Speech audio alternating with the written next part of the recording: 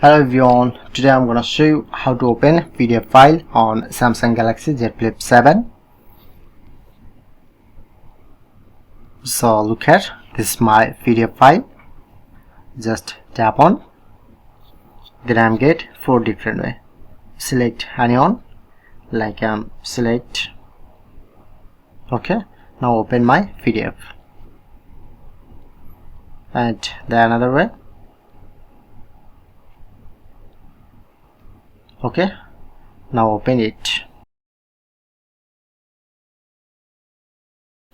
Or if you want to open any PDF from your file apps, so open your file manager, press on and open PDF. Select, tap on, and then you get same option. Just press on and select. Now it's open.